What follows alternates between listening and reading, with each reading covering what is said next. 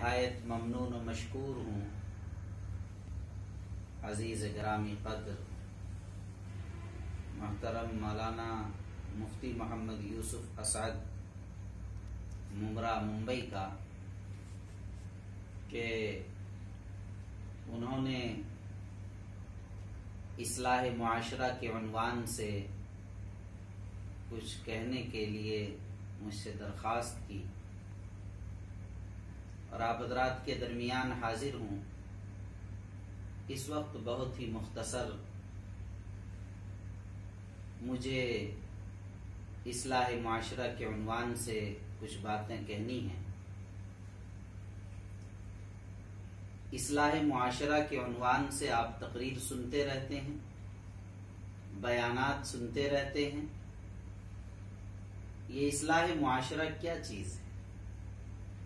اصلاح معاشرہ وہ راستہ ہے جو راستہ دکھایا سرکار دو عالم صلی اللہ علیہ وسلم نے۔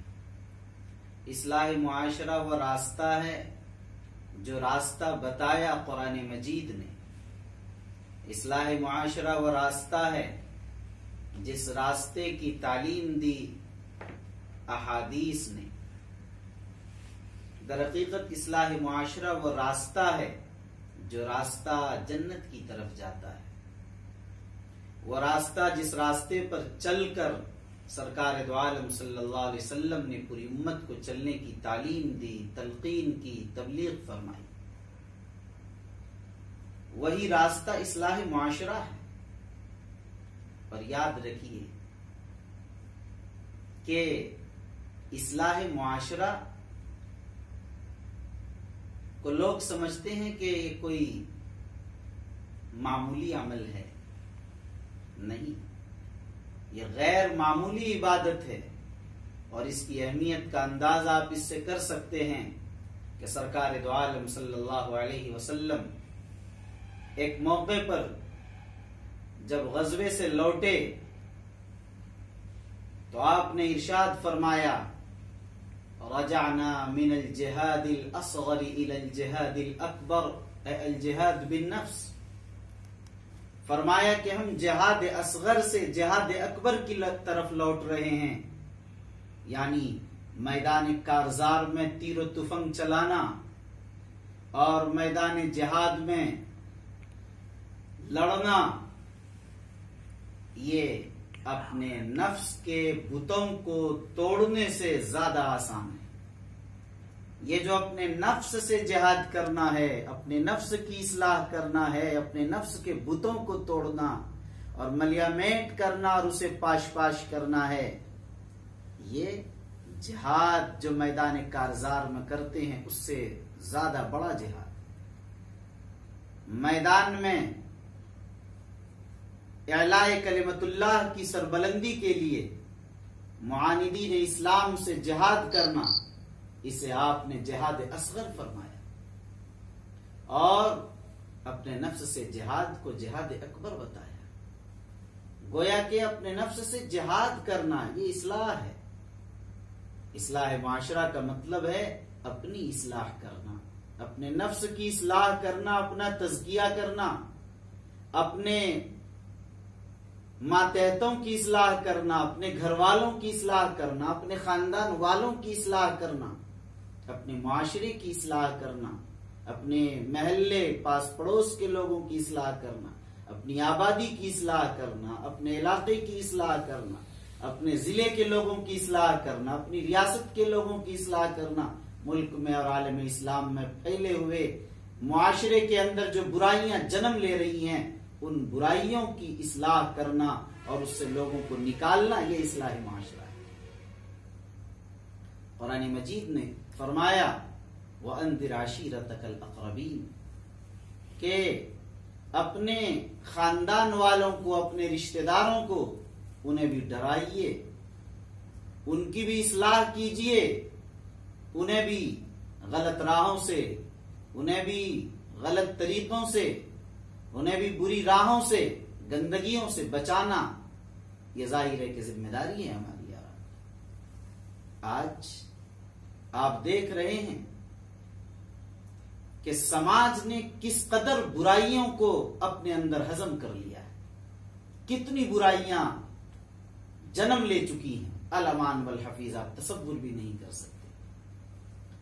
کہتے ہیں کہ زمانے جاہلیت میں کون ایسی برائی تھی جو وہاں نہیں پائی جاتی تھی، لیکن زمانے جاہلیت اور آج کی معاشرے میں اگر آپ دیکھیں تو حاجی صاحب ہیں، نمازی صاحب ہیں اور بڑے دیندار کہلاتے ہیں، اسلام کے وفادار کہلاتے ہیں، لیکن ان کی زندگی میں جب دیکھیں گے تو دین کا معاملہ بڑا کمزور ہے۔ آپ دیکھیے آج معاشرے میں جھوٹ کو تو کوئی گناہ نہیں سمجھا جاتا، غیبت کو کوئی گناہ نہیں سمجھا جاتا، غیبت کو غیبت بھی تصور نہیں کیا جا سکتا۔ چغلخوری ہے، لین دین میں کمی بیشی ہے، ظلم ہے، جور ہے، ایک دوسرے کو پریشان کرنا ہے، ایک دوسرے کی چیزوں کو ہضم کر جانا ہے، زنا ہے، قتل ہے، بے پردگی عام ہے، نکاح کے معاملات میں، لین دین میں، جہیز میں، بارات میں رشوت کا لین دین عام ہے، سود کا لین دین عام ہے۔ کون ایسا گناہ نہیں جو ہمارے معاشرے میں نہیں؟ آج ہر گناہ نے ہمارے معاشرے میں جڑ پکڑ لیا۔ گناہوں کے گناہ ہونے کا دل سے اس کی جو برائی ہوتی ہے برائی بھی نکل گئی۔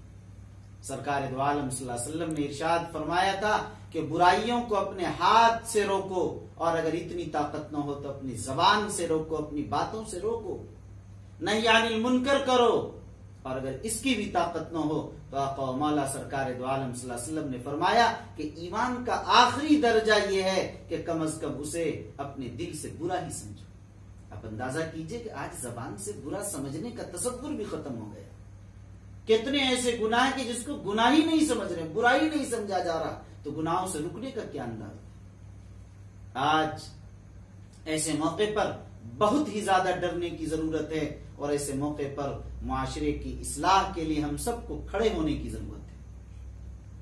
میرے بھائیوں، معاشرے کی اصلاح میں ہی اللہ تعالیٰ نے کامیابی رکھی ہے، اسی میں اللہ نے کامرانی رکھی ہے، اسی کے اندر ظاہر ہے کہ اللہ نے ہدایت رکھی ہے، ظفریابی رکھی ہے۔ آپ نے اگر پڑھا ہو یا پڑھیں، مطالعہ کریں تو آپ کو اندازہ ہوگا کہ اسلام نے زندگی کے ہر گوشے کی ہدایت دی ہے، ہر گوشے میں رہنمائی کی ہے، ہر مرحلے میں۔ آپ دیکھیں گے ایک استنجا کرنے میں، ایک معمولی سے معمولی چیز میں اٹھنے بیٹھنے، کھانے پینے، چلنے پھرنے، سونے جاگنے، اپنوں سے ملنے، غیروں سے ملنے، ہر چیز کی ہدایت اور ہر چیز کی رہنمائی کی ہے۔ ہر چیز کا نمونہ آپ کو قرآن و سنت میں مل جائے گا۔ سرکار دو عالم صلی اللہ علیہ وسلم کی سنت میں، آپ علیہ السلام کی زندگی میں آپ کو اسوہ اور نمونہ اور آئیڈیل موجود ہے۔ شرط یہ ہے کہ ہم اس سے استفادہ کریں، اس کو لیں اور اس کو پکڑیں اور اس کے مطابق اپنی زندگی گزارنے کی کوشش کریں۔ اصل شرط یہ ہے میرے بھائیوں، آج بنیادی چیز آپ کے ذہن میں رہنی چاہیے۔ مجھے کوئی بڑی اہم باتیں نہیں کرنی ہیں، مجھے چند بنیادی باتیں عرض کرنی ہیں۔ آج ایک معمولی سی بات دیکھیں، اگر کہ ہم کو اسلام نے تعلیم دی، پاکی کی، صفائی کی، یعنی طہارت اور نظافت کی تعلیم دی۔ اسلام نے تعلیم دی کہ پاک صاف رہو۔ اب پاک صاف بول دیتے ہیں ہم، طہارت و نظافت بول دیتے ہیں، صفائی اور پاکیزگی بول دیتے ہیں، لیکن یقین مانیے کہ بہت سے لوگ اس بات کو بھی نہیں جانتے کہ یہ دونوں لفظ الگ الگ ہیں، اور دونوں کے اندر بڑی گہرائی ہے، بڑی معنویت ہے۔ آپ کو صفائی تو بہت مل جائے گی، نظافت تو بہت مل جائے گی، ستھرائی تو بہت مل جائے گی، یعنی کپڑے صاف ہیں، چمک رہے ہیں، جگمگا رہے ہیں، جسم صاف ہے، گھر صاف ہے، گھر جگمگا رہا ہے، روشن ہے، قمقمے لگے پڑے ہیں، فیکٹری صاف ہے، کارخانہ صاف ہے، دروازے صاف ہیں، روڈ سڑک صاف ہے۔ صفائی تو مل سکتی ہے، لیکن پاکی یہ نہیں مل سکتی. آپ دیکھتے ہیں کہ ایک آدمی کا جسم صاف، کپڑا صاف ہے، لیکن ظاہر ہے کہ اس کا کپڑا ناپاک ہے، اس کا بدن ناپاک ہے، اس نے پاکی حاصل نہیں کی ہے. صفائی تو ہر قوم میں آپ کو مل جائے گی، لیکن پاکی نہیں ملے گی، پاکی نہیں ملے گی. اسلام نے صفائی کے ساتھ ساتھ، نظافت کے ساتھ ساتھ پاکی کی بھی تعلیم. جہاں یہ کہا کہ اپنے کپڑوں کو صاف رکھو، اپنے بدن کو پاک رکھو، اپنے گھر کو صاف رکھو، اپنے گھر کے فنا کو، صحن کو صاف رکھو، اپنے دروازوں کو صاف رکھو، اپنے اطراف کو صاف رکھو، وہیں فرمایا کہ پاک بھی رکھو. پاک ہونا بہت ضروری ہے. آپ دیکھیں گے کہ یہ اسلام ہی کی یہ خصوصیت ہے کہ جہاں صفائی کے ساتھ پاکیزگی بھی ضروری ہے، جہاں نظافت کے ساتھ طہارت کو بھی لازمی جزو قرار دیا گیا کہ انسان پاک بھی رہے اور صاف بھی رہے. آپ دیکھیں گے کہ ہمارے وہ بھائی جن کے پاس ایمان نہیں ہے، اسلام کی دولت جن کے پاس نہیں ہے، آپ دیکھیں گے کہ بڑا صاف ستھرا کپڑا ہے اور جسم ہے، مگر ظاہر ہے صاف تو ہے مگر وہ پاک نہیں. ضروری نہیں کہ ان کا جسم پاک ہو، بدن پاک ہو. آپ دیکھتے ہوں گے کہ بہت سے لوگ گھر صاف ہے بلکہ صفائی کے لیے گوبر لیپ پوت کر، آپ دیکھتے ہوں گے اپنے دروازے کو گوبر لیپ رہے ہیں، اپنے گھروں کو، اپنے دروازوں کو، اپنے برآمدوں کو. وہ سمجھتے ہیں کہ اس سے صفائی ہو رہی. صفائی ہو رہی یا نہیں ہو رہی ہے تو الگ مسئلہ ہے، مگر ناپاک کیا جا رہا، پاکی نہیں حاصل ہو رہی. یہ پاکی اسلام نے اس کی تعلیم دی ہے، اسلام نے اس کی تعلیم دی ہے. تو ماشاءاللہ آپ کے یہاں پاکی کی بھی اسلام نے تعلیم دی اور آپ کے یہاں نظافت اور صفائی ستھرائی کی بھی تعلیم دی. آپ دونوں چیزوں کو اختیار کریں. لیکن بڑے افسوس کے ساتھ مجھے یہ کہنا پڑ رہا ہے کہ اگر ہم دیکھیں تو ہمارے معاشرے میں آج نہ پاکی ہے، طہارت ہے، اور نہ صفائی ستھرائی اور نظافت ہے. دونوں چیز نکل گئی. جو ہمارا اسوہ تھا، جو ہمارا نمونہ تھا، جو ہماری پہچان تھی، جو ہماری علامت تھی، جس کے لیے فرمایا تھا طہارت شطر الایمان، الطہور نصف الایمان، مختلف الفاظ روایات حدیث میں جس کے لیے ملتے ہیں. کہیں سرکار دو عالم صلی اللہ علیہ وسلم نے فرمایا کہ پاکی ایمان کا نصف حصہ ہے. کہیں حق تعالی شانہ نے فرمایا وَثِيَابَكَ فَطَهِّرْ، صاف کرنے کو، پاک کرنے کو کی تعلیم دی باضابطہ. لیکن آج آپ دیکھتے ہیں کہ صفائی ستھرائی کا، پاکیزگی کا کیا حال ہے. اگر صفائی اور نظافت کو آپ دیکھیں تو یہ بھی ہماری زندگیوں میں نہیں. ذرا پہلے ہم صفائی کا جائزہ لیتے ہیں، پھر پاکی کا جائزہ لیں گے. ہم صاف کتنا رہتے ہیں اور پاک کتنا رہتے ہیں. اگر آپ دیکھیں کہ ہم کتنا صاف رہتے ہیں تو آپ کو اندازہ ہوگا، میں تفصیل میں نہیں جانا چاہتا، بہت اختصار کے ساتھ یہ عرض کرنا چاہوں گا کہ آج ہماری قوم کی پہچان ہی گندگی بن چکی ہے. ہمارے گھر صاف ستھرے نہیں رہتے. ہمارے گھر کا باہر کا حصہ، ہمارے روڈ، ہماری گلیاں، ہماری سڑکیں صفائی کے ساتھ نہیں. ہمارے سڑکوں پر کوڑے پڑے ہوئے ہیں، سبزیوں اور پھلوں کے چھلکے پڑے ہوئے ہیں، مکھیاں بھنبھنا رہی ہیں. ظاہر ہے کہ لوگ چلتا پھرتا آدمی کہہ دیتا ہے کہ مسلمانوں کا محلہ یا مسلمانوں کی آبادی ہوگی. آخر یہ پہچان گندگی سے کیوں اس قوم کی بن گئی، جبکہ اس قوم کی پہچان تو صفائی کے ساتھ تھی. اللہ تعالیٰ نے فرمایا ان اللہ یحب اللہ تعالیٰ پاک رہنے والوں کو پسند فرماتے ہیں. اللہ تعالیٰ پاک رہنے والوں کو، صاف رہنے والوں کو پسند فرماتے ہیں. آپ نے دیکھا کہ جو لوگ، میں ایک واقعہ مجھے یاد آ رہا ہے، ملک سے باہر ایک جگہ جانا ہوا، وہاں بھی دیکھا کہ بڑا صاف ستھرا ہے، مگر ایک علاقے میں گیا تو بڑی گندگی نظر آئی. تو میں نے کہا کہ کیا، آہستہ سے کہا کہ کیا یہ مسلمانوں کا محلہ تو نہیں؟ وہ بڑا پریشان ہوا، حیران ہوا، مجھ سے پوچھنے لگا کہ آپ نے کیسے پہچان لیا اور کیسے آپ نے یہ بات کہی.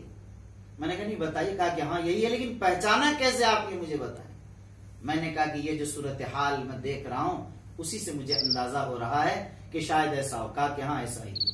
تو میرے بھائیو، عجیب و غریب صورتحال ہے. ہماری پہچان کچھ اور تھی اور ہماری پہچان کچھ اور بن گئی. ہمیں اس کی طرف توجہ دینے کی ضرورت ہے کہ ہمیں مکمل صفائی کا خیال رکھنا ہے. رہی بات پاکیزگی کی، پاکی ہماری علامت تھی، لیکن پاکی کی صورتحال یہ ہے کہ ہمارے بزرگوں کا معمول تھا، ہمارے اکابر کا یہ طرز تھا، ہمارے اسلاف نے اس کو اپنی زندگی میں معمول بنایا کہ وہ صرف پاک نہیں بلکہ باوضو رہا کرتے تھے۔ 24 گھنٹہ باوضو سونے کے بعد ہی ان کا وضو ٹوٹتا، ورنہ باوضو پورا دن گزارتے تھے، باوضو پورا دن گزارتے تھے۔ باوضو رہنے کا معمول اکابر اور اسلاف کا۔ لیکن آپ کہیں گے کہ مولانا باوضو، آج تو ہم پاک بھی نہیں رہتے، ناپاک رہتے ہیں، ہمیں غسل کی حاجت ہوتی ہے، غسل بھی نہیں کیے رہتے۔ بڑے ہی افسوس کا مقام ہے واقعتاً۔ ایک موقع پر جلسہ ہو رہا تھا مسجد کے باہر اور روڈ کو جام کر کے، وہیں قریب میں بڑی مسجد ہے، معلوم کرنے پر یہ معلوم ہوا کہ بھائی مسجد میں کیوں نہیں پروگرام کرتے، مسجد میں پروگرام کرنے سے دل جمعی بھی ہے، اطمینان قلب بھی ہے، سکون بھی ہے، اور ظاہر ہے کہ اس جو خرچہ یہاں باہر شامیانے اور پنڈال اور ساری چیزوں کا ہوا، اس خرچے سے بھی بچ جائیں گے، اور اللہ کے رسول کا پیغام اللہ کے گھر میں اگر ہو، یہ سنت بھی ہے اور بہتر طریقہ بھی ہے، یہاں زیادہ فائدہ پہنچے گا اور خرچ سے بھی بچ جائیں گے، اور لوگوں کو ایذا بھی نہیں ہوگی، راستہ رکا ہے، لوگ پریشان ہو رہے۔ تو بہرحال بعد میں لوگوں نے بتایا کہ حضرت بہت سے نوجوان چونکہ ناپاک رہتے ہیں، اس لیے ہم مسجد میں نہیں کرتے ہیں کہ وہ لوگ مسجد میں نہیں جا پائیں گے۔ الامان والحفیظ، ذرا تصور کیجیے ہم کس دور سے گزر رہے ہیں، اس کے باوجود ہم کیسی نصرت غیبی کے منتظر ہیں اور کیسے بہتر حالات دیکھنے کے لیے ہم تیار بیٹھے ہیں۔ آج ہم پاک رہنے کے لیے بھی تیار ہیں، ایک بڑا طبقہ پاک بھی نہیں رہ رہا مسلمانوں کا، تو باوضو کہاں رہے؟ مسلمانوں اس بات کا اہتمام کرو کہ ہمیں ہر وقت پاک رہنا ہے، پاک رہنا ہے، پاک رہنا ہے انشاءاللہ، اور باوضو رہنا اس کا بھی اہتمام کیجیے، باوضو رہنے کا اہتمام کیجیے۔ بہت مشکل کام نہیں، جو لوگ عادی ہو جاتے ہیں آپ کو حیرت ہوگی، ان سے پوچھئے کہ جب بھی وہ استنجا کرتے ہیں یا ان کا وضو ٹوٹتا ہے، بغیر وضو کے وہ رہ ہی نہیں پاتے جب عادت بن جاتی ہے۔ اس لیے آپ عادت بنا کر تو دیکھیے، تھوڑے دن اہتمام کیجئے، پھر آپ خود بے وضو نہیں رہ پائیں گے، بے چین ہو جائیں گے۔ جیسے آپ آج استنجے کے بعد ہاتھ دھونے پر اکتفا کرتے ہیں، کسی کو صابن کی عادت ہو تو صابن سے ہاتھ دھوئے بغیر نہیں رہتے، اسی طرح جس کو وضو کی عادت ہو وضو کے بغیر رہتا ہی نہیں، کوئی مشکل کام نہیں رہتا۔ اس لیے آپ باوضو رہنے کا اہتمام کیجئے، نہ معلوم کس وقت موت آ جائے اور کس وقت آپ اس دنیا سے چلے جائیں، تو اللہ کے دربار میں پاکی کی حالت میں جائیں، اور اللہ کے دربار میں